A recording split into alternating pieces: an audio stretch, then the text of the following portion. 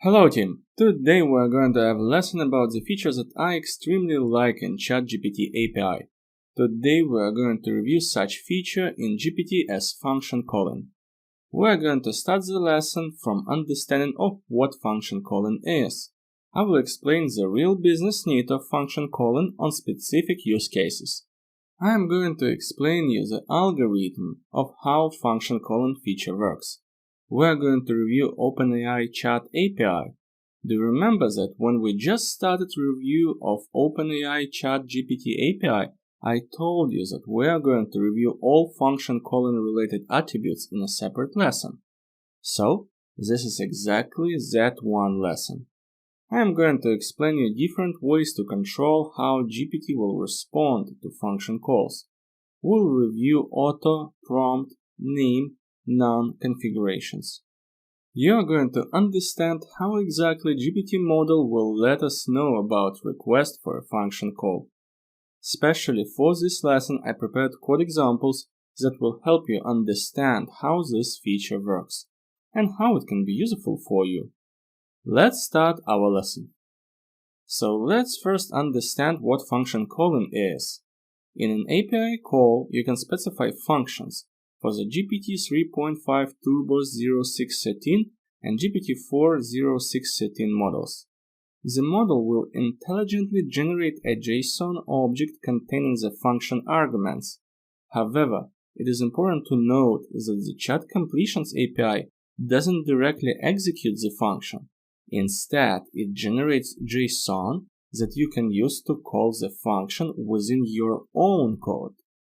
The latest models have been specifically fine-tuned to recognize when a function should be called based on the input and provide a JSON response that adheres to the function's signature. While this functionality opens up new possibilities, it also introduces potential risks. Therefore, in the documentation you can find a warning and recommendation to incorporate user confirmation flows before taking any actions that may have real-world consequences, such as sending emails, posting content online, making purchases, and so on. If you understand in the high level what function calling is, let's understand now what are the use cases of function calling and when we expect to get some business value from this feature. With function calling, you can enhance the reliability of obtaining structured data from the model. Here are some examples of how it can be utilized. Building chatbots that utilize external APIs. You can define functions like send email or get current weather to enable chatbots to answer questions by calling external APIs, similar to ChatGPT plugins. Converting natural language into API calls.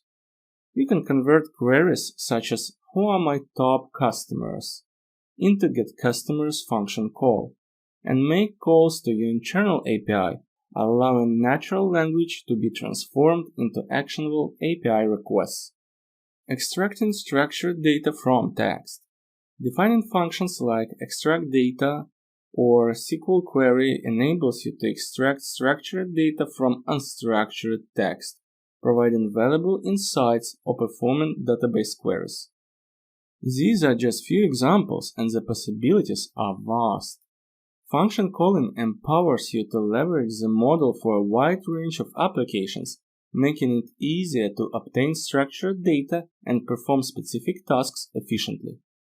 Today I am going to show you a real example of how function calling works, because usually with real examples it is easier to understand how things work. But before we jump to real example, let's review the high-level algorithm of our actions in order you can understand the real example better. On this slide you can see sequence diagram. Here you can see function calling feature step by step. The first step. Initiate a model call by providing the user query and a set of predefined functions in the function's parameter. Imagine that we asked ChatGPT what is the weather like today in our city. The model can choose to call a function or not to call a function. ChatGPT will analyze whether it can reply your question without external help or no. Also, it will check the information about functions that you have available. I am going to explain you details later, but in short, together with the original request, we send a list of functions available on our side. And if the model makes decision to call a function, the response content will be a stringified JSON object that conforms to your custom schema. This schema should be parsed on your side in order to get arguments required to call a requested function. It is important to note that the generated JSON may contain invalid syntax or hallucinated parameters. In this particular example, we can see that GPT asks us to call getWeather function with location argument. In your code, you have to parse the string response in JSON format. If the provided arguments exist, call your designated function using those arguments. You can see that my application sends a request to external API to get temperature for Paris. External API provides us with some response. Let's imagine it replied us that the temperature is 23 degrees. To further process and summarize the results, make another model call by including the function response as a new message. This allows the model to generate a summary or response to be presented back to the user. Because this time a model would have the question and enough information to reply. Do you understand the algorithm? And this is just one simple example. Imagine the same algorithm but with different systems. Imagine integrating with Jira, Azure DevOps, Salesforce, or any other system, or integrating with them simultaneously. Based on your request, GPT will tell you which function you need to call. And you can build your application considering this. Isn't this cool? Really, I love this feature. By following these steps, you can effectively utilize function calling to incorporate custom functions into the model's responses, enhancing the interactive experience and tailoring the output to specific user queries. Do you remember in the lesson about review of the Chat API, I promised you to review function calling related attributes in the separate lesson? So now it is time to review them. Pay attention that in the request body you can pass functions. It has array data type. Basically, that is list of functions that model may generate JSON inputs for. Let me say it in simpler words. I tell ChatGPT model, listen, in my code, on my side, I have such functions. For each function, I specify details, saying to ChatGPT something like this. I have this function. It is called in this way, and I pass the name of the function. Also, this function is for these purposes, and I specify this in description. And in order I can call this function on my side, you need to give me such arguments. So now ChatGPT is aware that in case there will be need in additional data or other kind of data processing would be required, model can count on the fact that I have such functions on my side. And in response, ChatGPT may ask me to call the function and will provide me with necessary parameters for call. Is it clear? On this slide, you can see how an example of the functions may look like in JSON format. This is the function that we are going to send today to the ChatGPT together with our request in request body. We already discussed what is the name and description for. I bet you can understand that this function is for requesting the weather in a given location. So in case ChatGPT model will identify that there is a need to check the weather, it will ask us to use this function. In parameters, I specify what I need to have in order to execute the function. I specify type of the parameters. It is the way how I want to receive these parameters. I will receive from GPT the object that will contain two properties, location and unit. Location will be string type and should be a city, and unit will specify the expected measurement unit. It will be of string type and one out of two possible values, either Celsius or Fahrenheit. Also, as part of the parameters section, I specify that mandatory information that I need to call this function is location, saying to ChatGPT that in case it can't identify the measurement unit expected, no worries, I will handle it. Just provide me with location. Is it clear for you what is the function property in the request body? Super. Let's move on. But can we control when the model will decide to request a function call? Yes, we can. There is a property that is called function call. By default, this value is none, meaning that no request for a function call will be raised by a model. In case you provided any function, at least one in functions array, the default value will be auto. Auto means that model will decide whether function call is required or not. The data type is a string or object. On the slide, you can see function call auto example. You pass the object where you have attribute with name value, and you pass actually the value there. Taking into account this is default when we have functions, we will not use it during our live demo today, because auto value is enough for us in today's demo. What are the possible values for function call we can pass? We can use prompt value. You can use a prompt to guide the model to generate a response that includes a function call. You can specify name of specific function to be called. Include the function name in your conversation prompt or as part of a message. When the model processes the input, it detects the function name and generates a response that is tailored to the specified function. The response may include a JSON object containing arguments for the function call. You can also find the examples with name on the slide. And of course, you can specify none explicitly, even if you passed functions, which doesn't make sense, but you can. I hope that this is clear. Let's continue. I believe you still have a question. How ChatGPT will ask us to call a function? Let's answer this question. In case ChatGPT would decide to ask us to make a function call, then in response we would receive function call property as a part of a response. According to the documentation, message object can have function call. We already had such property, but on the level of the request body, and this function call is on the level of the message. This attribute contains the name and arguments of a function that should be called. Let's review response from ChatGPT on our simple question. What is the weather like today in London in Fahrenheit? Pay attention to the slide to see what was the response from the model. You can notice that the content of the message is null, but instead I received function call. To call the function with such arguments as London and imperial measurement unit, which is also called Fahrenheit.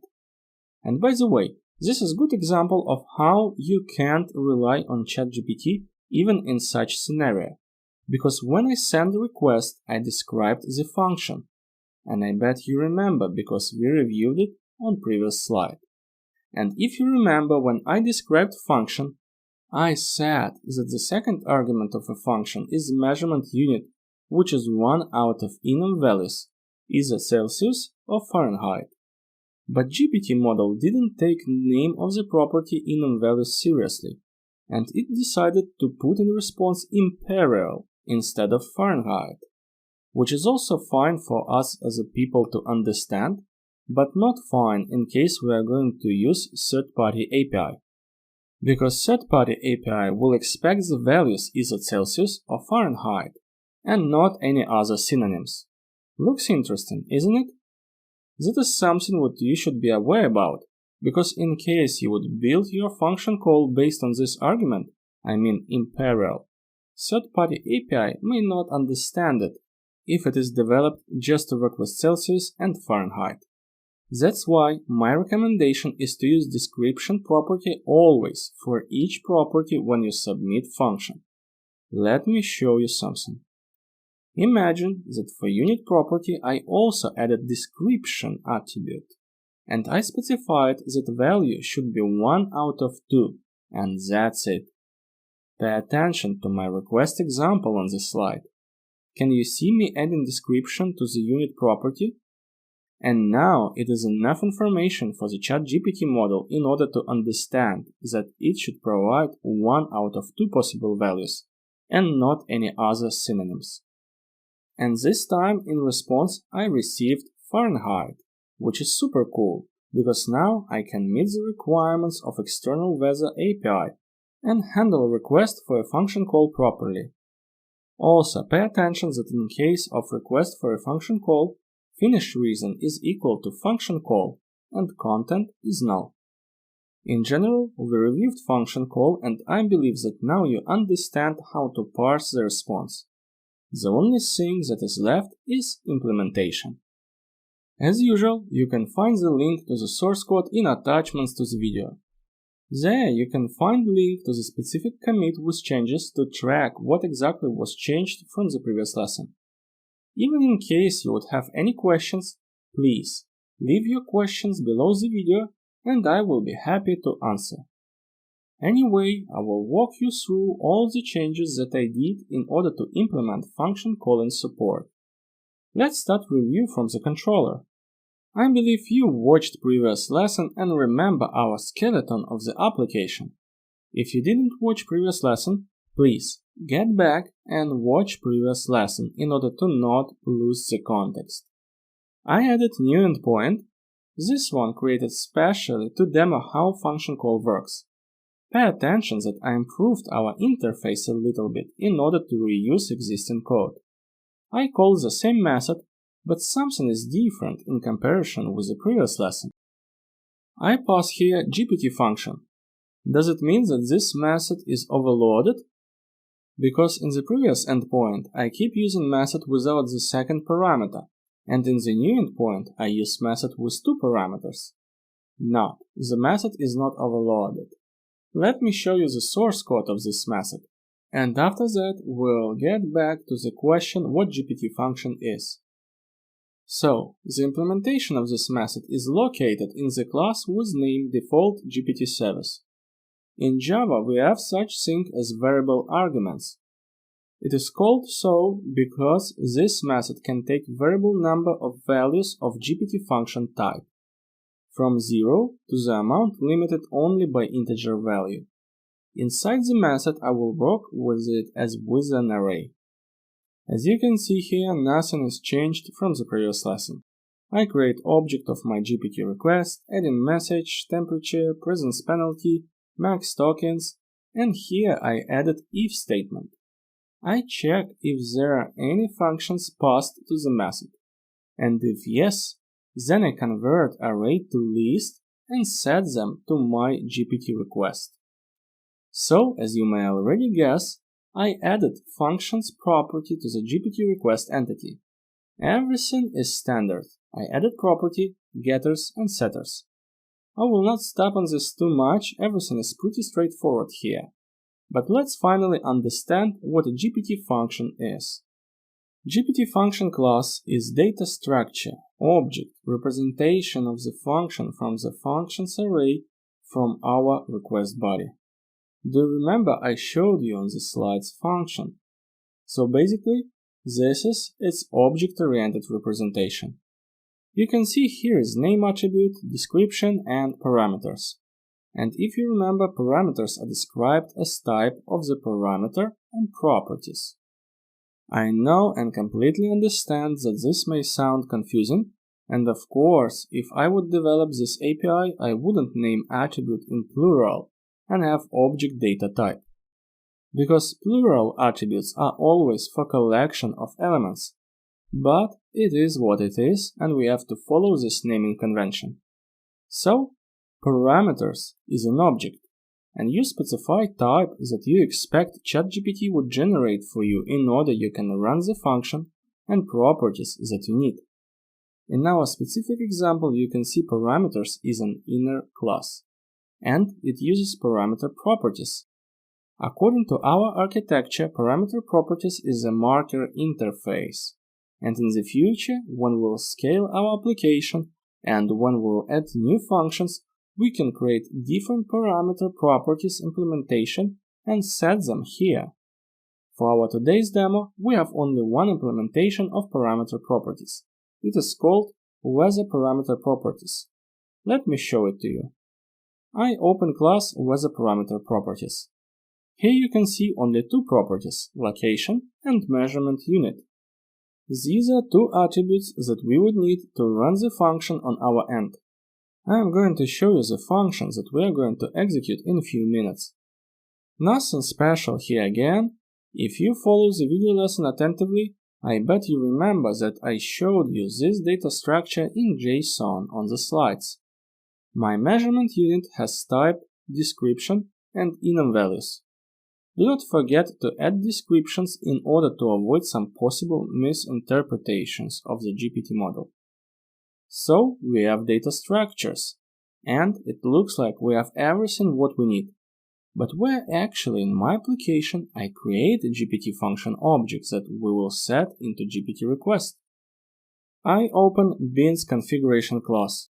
I decided to declare a GPT function as a bean. I believe this is more convenient than declare the function during the request preparation. In this way, I can reuse this bean whenever I need. You can see that in the beans configuration class, I have separate bean configuration. I create an object of GPT function type. I set function name, description. I create parameters object. I set type and required parameters. In our example, we are going to have only location as required parameter. Now I create object of weather parameter properties. I set location property with description and measurement unit property with description and enum values. Now we are all good. Our GPT function is ready.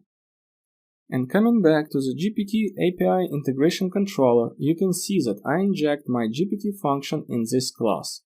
And in case client reaches demo function calling GPT endpoint, I pass this function to our GPT service. You can see that I used qualifier GPT weather function in order to inject here the function that I need, because theoretically, in the future, I may have multiple GPT functions and I want to have control over which function I add to request. And then, in GPT service happened everything like we reviewed today and in the previous lesson. So basically, I just added functions to the original GPT request. Probably now it is time to understand what happens next. What happens when we receive response from the ChatGPT? Let's review it together. As you remember from the previous lesson, we sent request and parse response from GPT in the extract GPT response content method. Here I added improvements too. I get function call from the message. And in case it is not null, that means that GPT model has a request for a function call. In this case, I create function. I use function factory that generates function based on the name of the function. By the way, do you remember how this architecture design pattern is called? Put the video on pause for a minute and try to remember. If you are a student of my course Java from Zero to First Job and you already learned Gov design patterns, you should remember that this is implementation of factory method pattern. But let's understand how it is implemented. Function factory is injected with auto-wired annotation. Let's open its source code. I open the source code of function factory. We are going to review this class first and then we'll review function interface and its implementation. You can see that function factory is marked with service annotation. During the instantiation of the object of this type, I also create annotation config application context object based on the beans configuration class. And my factory method looks as simple as follows. I extract bean from the context by its name. Looks good? So no switch case statements, no if-else blocks, just one line. How this works? The thing is that in the context I can have multiple beans of function type, and I just give them a name. Let me open bean's configuration class. Can you see this configuration? I declared bean with the name getWeatherInfoInLocation function. Theoretically, you can create any amount of functions like this and give names to them. And make sure that when you describe function to GPT, you specified correct name. In this case, you will be able to get the bean that you need. So function factory allows us to get the reference to the bean of function. Let's learn what a function is. In our application, function is an interface. It has just one method, execute, that takes string of arguments. This is string of arguments in JSON format that is generated for us by ChatGPT model. Pay attention that we also return string. In such way, we can return JSON representation of any data structure we want.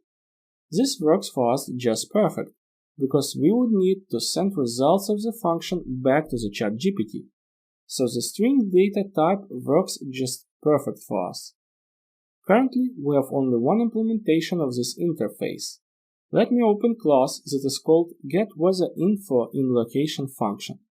The first important thing to mention: you have to understand that functions, by their definition from computer science, they are stateless.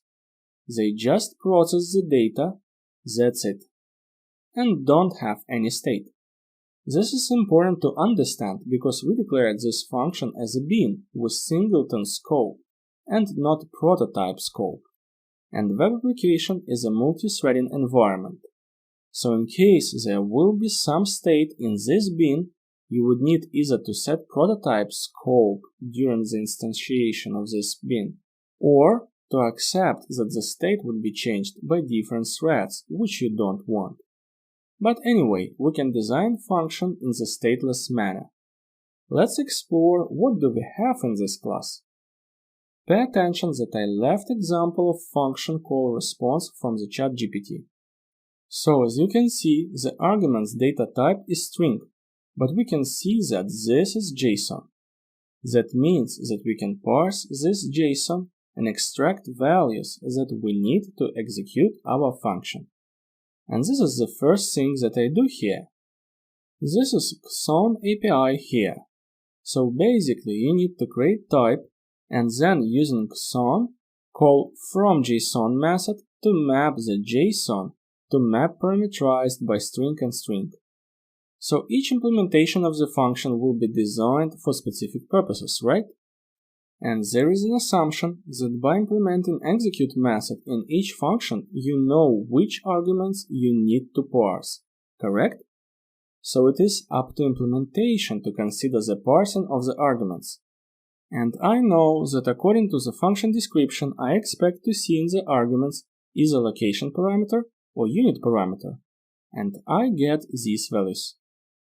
Then I call getWeatherInfo method and pass the location and measurement unit. This is just hard-coded method, but theoretically you can implement any third-party API integrations here. For now, I just hard-coded some values here for the sake of example. So I return weather info from this method. And then I convert it to JSON string in order to meet the requirements of contract of interface. That's it. And team, please remember, in case you have any questions, do not hesitate to post your questions below the video. I will be happy to answer those. So now, let's get back to the GPT service. Here factory returned us function. Now you understand how factory works and what function is in this context. I call execute method on my function and get results of work of function. What I have to do next? I need to create message with function role. As you can see, I set function role here. I set the name of the function to the name attribute. I set the function response as a content to the message. And now pay attention to one more change that I implemented in comparison to the previous lesson. I passed GPT request to the method. Not just request body, but GPT request. Why I do so? Because after receiving function results, I need to send request to ChatGPT one more time. And in order to not build GPT request and message history again, I just add message to the messages array, and in such way I build history. As a result, I have message history, the history of our conversation. Pay attention that this time I set function to null. Why I do so? It is an example of tokens usage optimization. Internally, in OpenAI API, functions are included in the system message using a syntax that the model has been trained on. It's important to remember that functions count towards the model's context limit and are built as input tokens. So keep this in mind in case you want to send hundreds of functions with each GPT request. This is important. So to sum it up, let me show you on the slide how our second request will look like. Pay attention, I preserve message history. I added function result and I removed function. Please press the pause for a minute, take a look at this data structure and think whether you have some questions. If no, then let's continue. So, I need to send request one more time. That's why I make recursive call to the getResponse from GPT, and it will end up skipping this if block during the next response because we will not have function call, and extracting the content and sending the response back to the client. Let's check how it works end to end. I open web browser and send a request to the ChatGPT asking what is the weather like today in Paris in Celsius. And I receive response. The response is based on our function call, and I believe that you already can understand what is happening on the background. What will be in case I would remove in Celsius? Taking into account we have only location required attribute, GPT model would still request us to call the function on our end, because it can provide us with the location. In this case, GPT model is smart enough to apply Celsius automatically, because in France, people use Celsius. But what will happen in case I wouldn't specify location? What will happen in case I would just ask, what is the weather like today? And as you can see, GPT model will not request me to invoke the function, because it can't provide me with necessary arguments. Isn't this cool? ChatGPT is really smart. So today we didn't have the easiest lesson, but I'm sure you learned a lot of useful things. Let's recap what we have learned today. Today we learned what a function calling in ChatGPT model is. I explained business need and real use cases of using this feature. I believe that after this lesson you have understanding of function calling algorithm. We learned OpenAI Chat API, namely all the attributes that are related to the function calling. And at the end of the lesson we learned and reviewed real code examples with function calling feature. That's all what I have for you for today. Thanks a lot for your attention. Have a great day and see you in the next lesson.